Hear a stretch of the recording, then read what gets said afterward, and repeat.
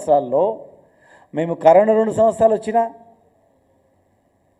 2 సంవత్సరాలు కరోనా వచ్చినా ఆర్థికంగా ఇబ్బందులున్నా మేము ఆ ప్రాజెక్టుకు 3,900 కోట్లు ఖర్చు చేయడం జరిగింది.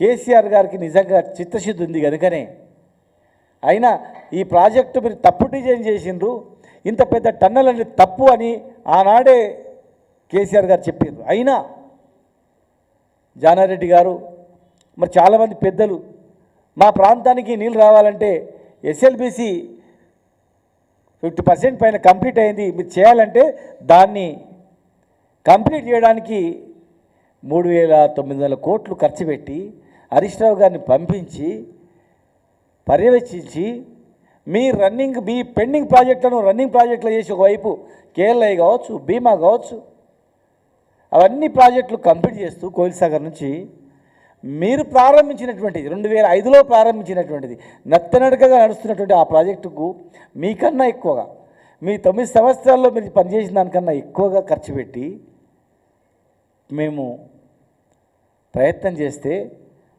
ఇవాళ మీరు ఇన్ని అబద్ధాలా? నోరు తెలిస్తే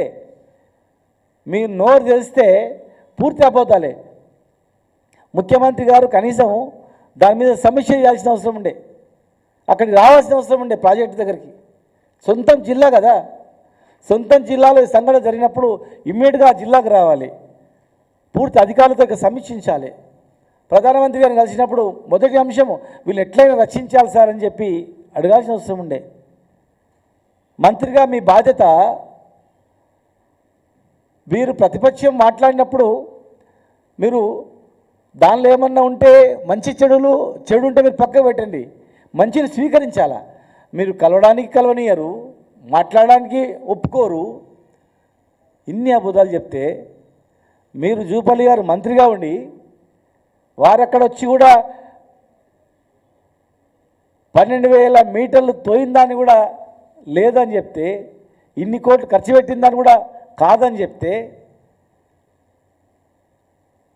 పైగా ఇన్ని అబండాలా? ఈ రకమైనటువంటి మాటల శివరాజకీయాలు ఎవరు చేస్తున్నారు? శివరాజకీయాలు మీరు చేస్తున్నారు.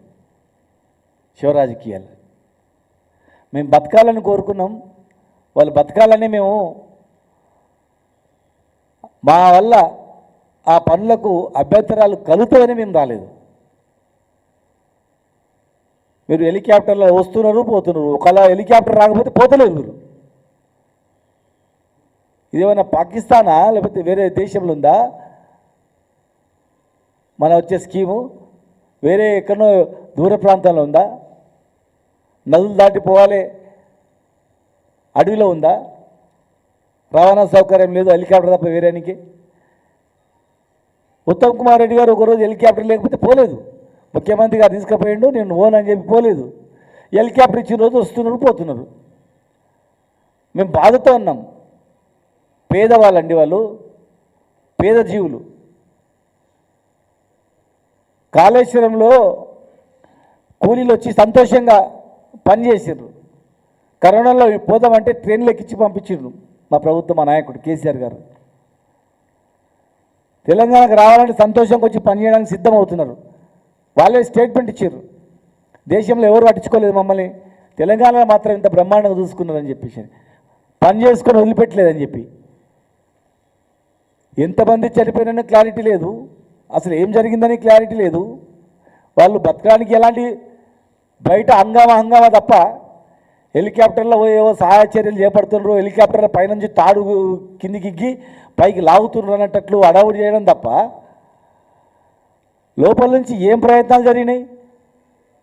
ఒక లారీ మట్టి కూడా రాలేదు, మట్టిలో బురదలో ఇరుక్కుపోయిన వాళ్ళు ఒక బురద తీయలేదు, 10 కప్పల బురద కూడా. ఎట్లా బయటకు వస్తారు?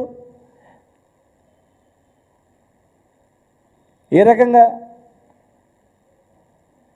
ప్రయత్నం చేస్తున్నారు వాళ్ళు, వచ్చినటువంటి వాళ్ళకి ఆదనం. కానీ ప్రభుత్వం నుంచి కరెక్టు డివాటరింగ్ చేయడానికి సరైనటువంటి మోటార్లు లేటుగా బిగించిండ్రు, మట్టి లేటుగా తీసిండ్రు. ఇలా హరీష్ రావు గారు నిన్న రాగానే అక్కడ పోయి మాట్లాడగానే ఇక్కడ కేసు. ఇప్పటికీ ఒక 5 కేసులు అయినాయి, 5 కేసులు 6 కేసులు. అంటే మీరు మాట్లాడితే కేసు పెడతాం. హరీష్ రావు గారు మాట్లాడొద్దు, కేటీఆర్ గారు మాట్లాడొద్దు, ఎవరు మాట్లాడితే వాళ్ళ మీద కేసులు పెడతామంటే ఇది ప్రభుత్వమా? ఏంది ఇది? ప్రజల పాలన, రాక్షసి పాలన? ఇదేం ప్రభుత్వం ఇది? ఇదేం పద్ధతి? ఏం కంటిన్యూగా మీరేమో 100 సంవత్సరాలు ఉంటామనుకుంటారా? 10 సంవత్సరాలు ఉంటామనుకుంటారా? మీకు అర్థమవుతలేదా గ్రౌండ్ రియాలిటీ ఏముందో? ప్రజలు ఏమనుకుంటారు కనీసం అర్థమవుతలేదా రేపు జరగబోయేది ఏందని? శివ రాజకీయాలు చేసేది మీరు, మాట్లాడినందుకు కేసులు పెట్టేది మీరు, భయపెట్టించేది మీరు. అసలు ఏం మాట్లాడదు మా ఇష్టానుసారం చేస్తే జరగదు, అది నడవదు. ఇది తెలంగాణలో కేసులకు భయపడి తెలంగాణ వచ్చేది కూడా కాదు. ఇది నిరంకుశంగా తెలంగాణ పదాన్ని ఉచ్చరించని సందర్భంలో కూడా ఎదురు తిరిగి ఏ రకంగా సమాధానం చెప్పిన ఆ రోజుల్లో. పాత ప్రాజెక్టులు కంప్లీట్ చేయరు. పాలమూరు రంగారెడ్డి జిల్లా ప్రాజెక్టు పైన చిత్తశుద్ధి లేదు. డిపిఆర్ వాపసు వస్తే ఇప్పటివరకు కూడా డిపిఆర్స్ వాపసు వచ్చిన డిపిఆర్ని మళ్ళీ సబ్మిట్ చేయలేదు కేంద్రానికి. ఎలాంటి ప్రయత్నం లేదు. రైతులకు ఇచ్చిన హామీలు నెరవేర్చట్లేదు, గ్యారెంటీలు నెరవేర్చట్లేదు. మీ ఆయంలో ఎన్ని కూలిపోతున్నాయి. నిన్న ఎస్ఎల్బిఎసి, మొన్న పెద్దవాగు కొట్టుకుపోయింది, అంతకుముందు సుంకిశాల. అరే ఒక పిల్లలు కాళేశ్వరం దగ్గర పిల్లలు ఇట్లా కింద కొంచెం ఇట్లా కుంగితే రాహుల్ గాంధీ వచ్చి చూసిండు. మరి ఇలా 8 మంది చిక్కుకుపోయినరు, కూలిపోయింది. మరి రాహుల్ గాంధీ రారా? చచ్చిపోతే మనుషులు చచ్చిపోతే రారా? టన్నలు మొత్తం పూడిపోతే రారా? టన్నలు మొత్తం కూరుకపోతే రారు, ప్రాణాలు పోతే రావు. ఉట్టి పిల్లలు కుంగిపోతేనే ఊరుకొస్తారా? ఇది రాజకీయం మీరా మేమా? ఈరోజు వారు కూడా వచ్చి ఎట్లా పోయింది అని పరిశీలించింటే, రాహుల్ గాంధీ గారు కూడా వచ్చి అక్కడ చూసింటే వారికి అర్థమవుతుండే అసలు ఏం జరుగుతుందనేది. అందుకే మేము అడుగుతూ ఉన్నాం, పర్యటించండి. ఎలక్షన్ ముందు ఎట్లయితే పర్యటించిన రాహుల్ గాంధీ గారు తెలంగాణలో పర్యటించండి. వరంగల్ వస్తామన్నారు మొన్న, వచ్చింటే బాగుండేది. మీరు ఎక్కడెక్కడైతే ఏ హామీలు ఇచ్చిపోయినరో, ఎక్కడెక్కడైతే మీరు వచ్చి ప్రసంగాలు చేసిపోయినరో, మీరు ఆ ప్రాంతాలు వచ్చి పరిశీలించారు, తిరగండి. మీ ప్రభుత్వం కదా, ఆ రోజు అంటే మేము అడ్డుకుంటామని చెప్పి ఉండొచ్చు. ఈరోజు మీ ప్రభుత్వమే కదా. సోనియా గాంధీ గారు ఎక్కడైతే మాట్లాడిపోయిందో ఆ ప్రాంతాన్ని పరిశీలించండి. కనీసం ప్రియాంక గాంధీ ఎక్కడైతే వచ్చి ఆమె మాట్లాడిపోయిందో ఆ ప్రాంతంలో పర్యటన చేసి